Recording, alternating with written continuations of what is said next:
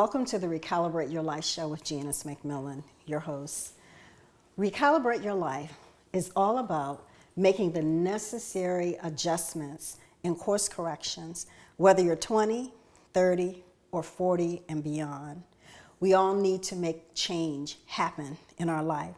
So this show, Recalibrate Your Life, is for you. Today, I have as my guest, JNicolle Willis. Thank you for being here. Thank you for having me.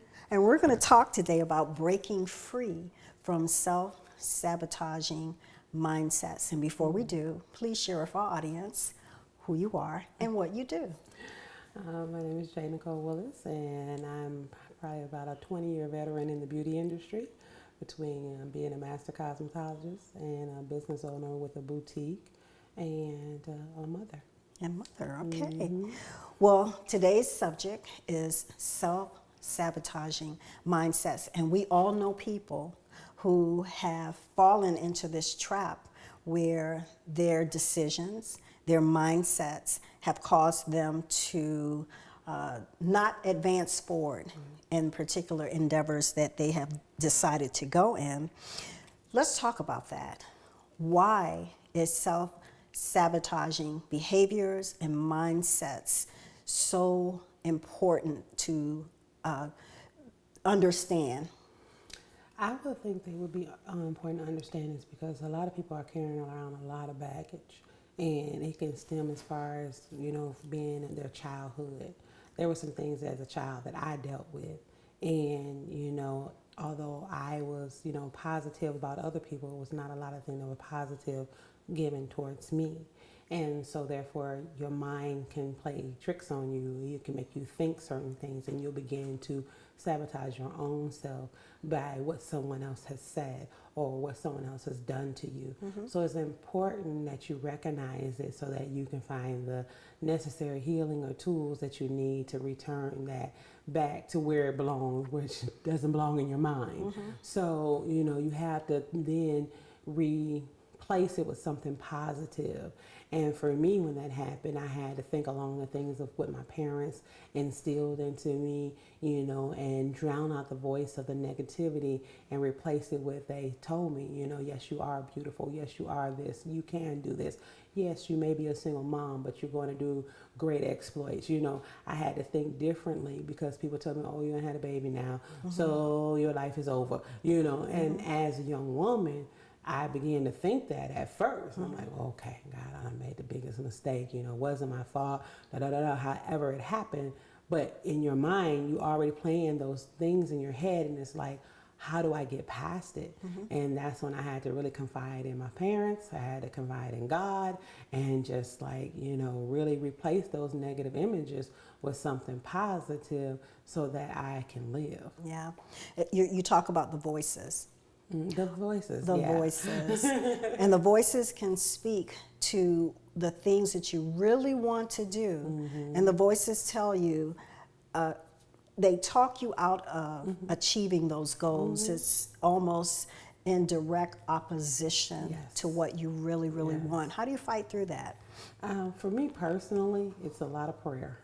And it's a lot of just believing that that's not true. I have to believe it because I know I'm not a failure, and I know that I'm a blessing. I know that I'm a gift, and I know that I'm priceless. And I had to really believe those things because if I didn't, I probably could have been, your average single mom just out there, doing God knows what or living a lifestyle of God knows what versus, every day striving for something better. But though, if you don't take command over that, then you would be out there listening to the voices. You would be out there just living any other kind of lifestyle or deciding that I cannot be an entrepreneur. I cannot be this. I cannot be that. I can't be president. Whatever the case may be, you have to command that you can be. You can be. We're going to take our first break, and we'll be back with the Recalibrate Your Life show. And we're talking today about breaking free from self-sabotaging mindsets and behaviors.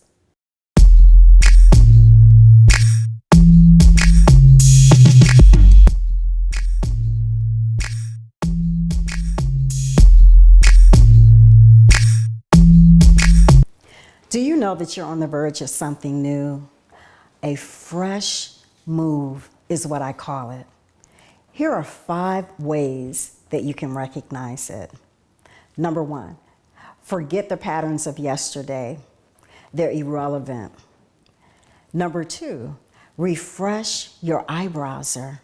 What do I mean by that? I want you to see life out of a whole new lens. Number 3, expect the unexpected or practice serendipity. Number 4, stay in your lane. And when you do that, you can receive new blessings, new opportunities, new relationships, checks in the mail. It's possible. Number 5, stay open. The Recalibrate Your Life show at 50 with Janice McMillian. That's if you want to hear more tips and more information about how to stay in a new direction and focus.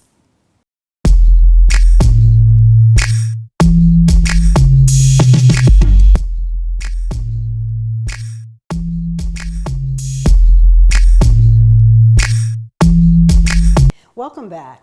I'm Janice McMillian with the Recalibrate Your Life show. And today my guest is JNicolle Willis, and we're talking about breaking free from self-sabotaging behaviors. Let's talk about fear. How is that packaged? Fear can be packaged in many ways. You know, it could be the fear of just living, you know, the fear of just moving to the next level. The fear of beginning new relationships, a job, having children. You know, fear can be packaged in so many ways that you just have to recognize it and then start assessing it from an angle that, you know, almost if it doesn't kill you, it makes you stronger. You know, it's teaching you something. You know, fear can be an asset versus being a liability sometimes. You know, because a lot of times if most thing you fear, you try to figure out, okay, what's on the other side of fear? So it can come packaged in many ways. You know, Joyce Meyer wrote a book years ago, Do It Afraid. It was such an impacting book because it was acknowledging the fact that, you may have fear, but you have to do it anyway. Anyway, that's correct. Yeah. Definitely. Have to do it anyway. Have to do it anyway. What are some of the signs of fear? Signs of fear I have seen and I have experienced, being a little bit nervous. You can be depressed. You can be tearful. You can be angry. And then you sometimes can just be all of them together. You know, people experience fears in different ways as far as what it looks like, you know. But most of all, it always, to me, looks like this bridge that I'm scared to go over because it's high, it's very high, you know what I'm saying? And it's just like my stomach gets upset and, you know, I'm feeling really nervous or whatever, but I know I got to get across that bridge because I got to get to that city on the other side. Got to get to the other side. Let me ask you, I know, and this is something that a lot of people, faith-based people do, you know, and I want you to answer this. Is waiting on things to manifest in your life a self-sabotaging belief? And the reason why I say that is because, you know, you hear in church a lot, I'm waiting on the Lord, you know, I'm waiting on this, you know, and we say that for about 10, 15, 20 years. Is that a self-sabotaging belief system? I'm going to now say, no, it's not. And I'll give you a wonderful example is that I have been a single mom for the past 16 years, doing it by myself. And I just told the Lord, I am done with dating. I'm not doing anything. I am just going to live my life. I'm going to set myself up, take trips. I'm going to do this, and that, and the other. And I wanted to be married the whole nine. And I said I was just done with it. And then lo and behold, one day, it was like the moment that I just decided I was done, then the Lord brought someone to me. So that good thing that I had been waiting for so long, it seemed like the moment that I quit waiting, so to speak, or quit thinking about it, the whole nine, just was living my life, then all of a sudden what I needed and what I wanted showed up. And so when it did, it was just like, okay, yeah, all right. Waiting on the Lord does have a benefit to it. Okay. It does have a gift with it. So your mindset may alter a little bit, and it's okay to get mad, it's okay to get a little angry, but once you're done with all that, get yourself together and live. And while you're living, things will start changing and things will happen for your good. And I think you're making a good point, because you're saying live in that wait. Yes. Don't wait to wait. Exactly. Live in the wait. Live in the wait. And I believe so often we are waiting to wait. Exactly. And that can be Exactly. a self-sabotaging It can belief. be. Oh, I'm going to wait to buy a house till I get my husband. I'm going to wait to do this till I have some kids. I'm going to wait to... While you're waiting, you're about 60 years old and you haven't accomplished anything. So... we have more to talk about. This is the Recalibrate Your Life show with Janice McMillian. We're talking about self-sabotaging beliefs and mindsets. We'll be right back.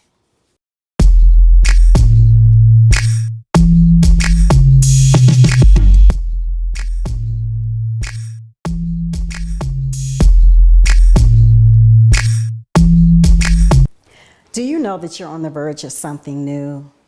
A fresh move is what I call it. Here are 5 ways that you can recognize it. Number 1, forget the patterns of yesterday. They're irrelevant.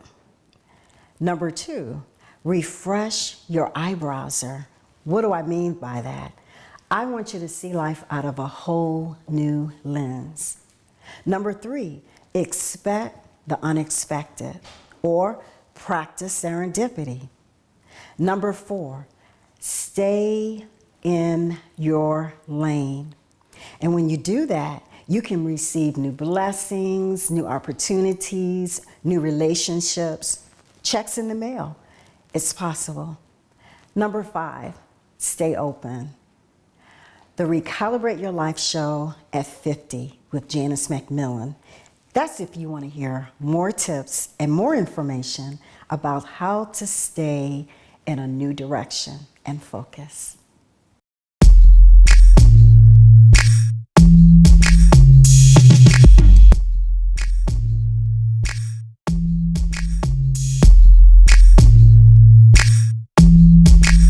Welcome back. This is the Recalibrate Your Life show with Janice McMillian. Today we're talking about self-sabotaging beliefs and behaviors. Now, JNicolle, so many people have been doing things, the routine, for so very long. And it has become, for the most part, an ingrained habit. How do you break those habits, especially when they're not good? Breaking those habits, I often have to just show you how I deal with mine.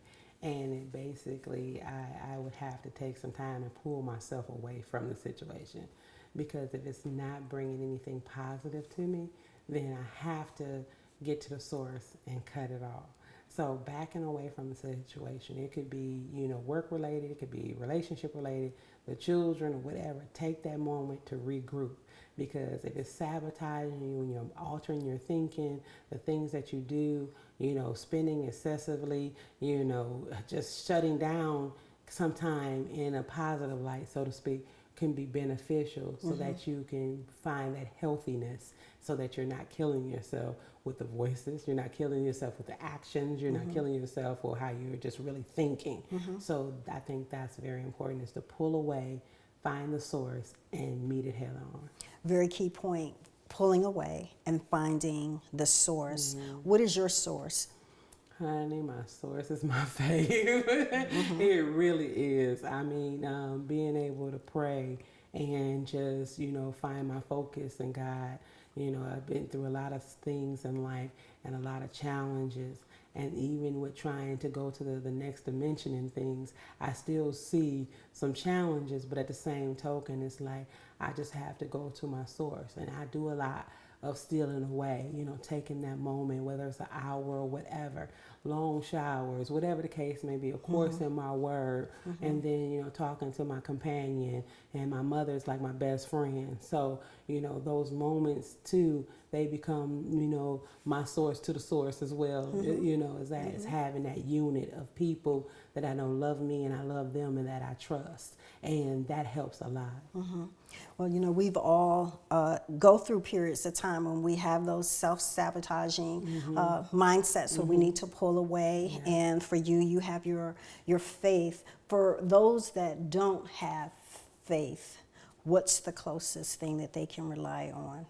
I think if someone would build a support system, build a solid support system, because if you don't have faith, and that's my prayer, that we do come into the knowledge of faith, but if you don't, build a solid support system that talks positive. All right. Well, I'm grateful that you were here today, JNicolle Willis, to talk about self-sabotaging behaviors and mindsets. This is the Recalibrate Your Life show, and we welcome you back to our next episode. Thank you for watching.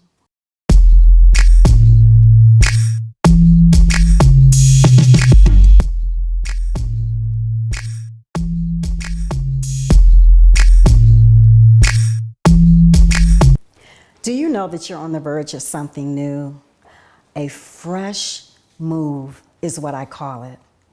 Here are 5 ways that you can recognize it.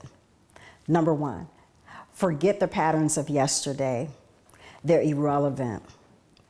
Number 2, refresh your eyebrows. What do I mean by that? I want you to see life out of a whole new lens. Number 3, expect the unexpected, or practice serendipity. Number 4, stay in your lane. And when you do that, you can receive new blessings, new opportunities, new relationships, checks in the mail. It's possible. Number 5, stay open. The Recalibrate Your Life show at 50 with Janice McMillian.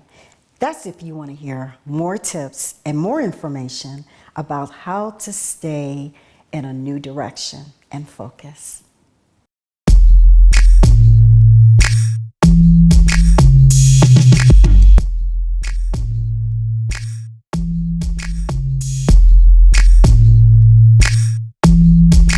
Hey guys, I'm Chris Jones. Welcome back. Listen, I got a very, very serious topic to talk about today. Talking about our young people education opportunities that are being lost. We're not taking schools seriously. I just found out 3 schools in the Maryland area all failed the English efficiency test. 25% of African Americans are failing this test nationally. 60% of Asians are passing it. So we're not doing what we need to do. Just texting and Facebooking, we're typing shorter, we're making up words, we LOL, and we're not learning the King's English. And we're not putting proper sentence structure and all that together. And we're forgetting how to just do the basic English proficiency test. Scores are so low. So I want you to take the time and get serious about your education. We will need you in these coming years.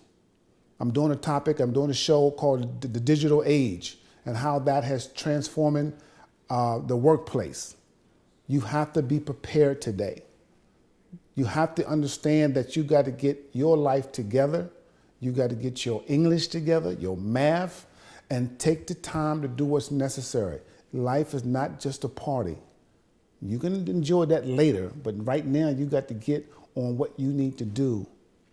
We're not going into college or universities in the numbers that we should. We're just quitting and just giving up, and we can't. We need you. The baby boomers right now, 10,000 a day are turning 60. That means we need you to replace them in the workplace. It's coming. We need you to be prepared. We need you to step up and be ready to go.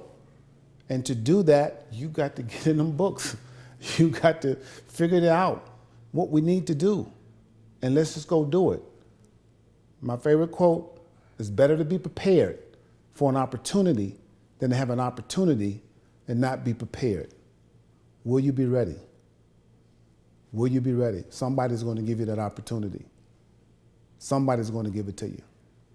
I'm Chris Jones. For more information, my website is chrisjonesspeaks.com. Speaks with an S. chrisjonesspeaks.com. Thank you. Hello, and thanks for tuning in to Jewels Unveiled with Dr. Judith Fletcher. As many of you know, those of you that have followed me over the years, know that I had gone through a devastating divorce. And during that time, my whole foundation felt shaken. And there were so many changes that was taking place in my life till the point I actually had a nervous breakdown. And so I would like to share a few tips with those of you that are faced with some of the same challenges today. One, I encourage you to remain calm. Face the fact that this is what has happened. It's not the end of the world. The sun will shine. You will find joy again. Process what has happened. If you find that it's difficult for you to be alone during this difficult time, I encourage you to find support through family, friends, your local ministry, whether you have a church home or you're a member of an organization at which you volunteer at. Spend time with others. It is so important to find that support to keep you encouraged during this difficult time. Third, assess what changes need to be made for your life, what direction you would like to go in. The final step I would encourage you to take is take time.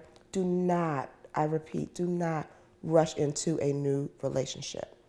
Use this time to heal. Use this time to really get over the hurt, the pain, as well as the loss of this relationship. And prepare for the next step of your life, the next phase of your life. And finally, I encourage you to remain confident in knowing that this too shall pass. Thank you. Hello, I'm Keith Renfro with Relate, Relax with Renfro. Today, I want to give you a couple of tips about some of the problems that are common in relationships and what you need to be aware of. One of them is about emotional support.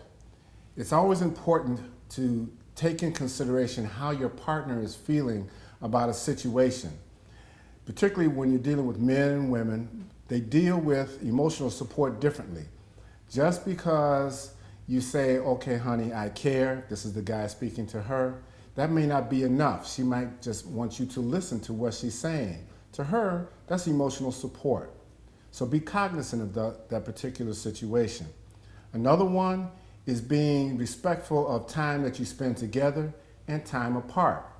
Just because you're a couple doesn't mean that you always have to hang out with that individual. Because before you met, you had your own lives, you had your own situations that you enjoyed. You should determine who you like as a friend that you would like to come into your environment, your home, with your partner, and discuss with your partner who they may not like as a friend, but that doesn't mean that you have to get rid of that friend. You just create a special time for that individual. That goes into speaking about friends as well, because you want your friends to be able to respect your relationship. If they don't do that, then you shouldn't have them within your environment, because the primary interest in the relationship is between you and your partner. Now, I say this about you and your partner, but I don't want you to minimize the fact that in relationships, we're talking about children as well. They have these same issues that you have to deal with when you're giving them some attention and some understanding and some compassion and some support. Another factor, which is a major factor that I run across, is money matters. When it comes to money, it's probably the #1 cause of breakups in relationships. You should always discuss what money you make. I couldn't tell you how many times I have spoken to couples and one partner doesn't even know what the salary is of the other partner. And they've been together for years. Know what your partner makes. Know what you have for a budget. Know what your financial goals are, short and long term. You don't have to agree on all of the decisions, but you do have to discuss them so that you have some understanding as to how you're going to work out saving money, spending money. You've got extra money that you want to spend, such as on a trip. You need to budget. Very important. Might even want to consult a financial consultant. That's what they're there for. So don't think that you have all the answers when it comes to managing your money. The next thing is understanding what are called the 5 love languages. And that would be words of affirmation.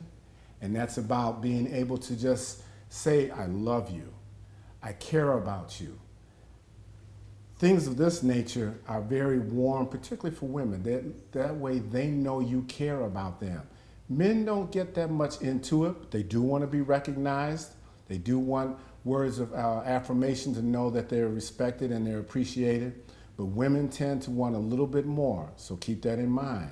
They always love that. We're okay if we know we did a good job. There are acts of service. I think about acts of service when I think of get your wife or your girlfriend some flowers for no occasion. Get her a card. Invite her out to a movie when she didn't know that that's what you had planned to do, or take her out to dinner when it wasn't planned. These are things that assist her and let her know it makes her life easier, and it lets her know that you appreciate her more. Then, of course, there is receiving. And receiving, it's how do you receive love? Do you receive it in an angry way? Or do you receive it compassionately, where the individual knows that you love them and care about them? So remember to always give some quality time to your partner as well as for yourself. And remember, touch. Touch is an intimate way of communicating. I want to thank you again for listening to these tips with Relax, Relate with Renfro. I'm your host, Keith Renfro.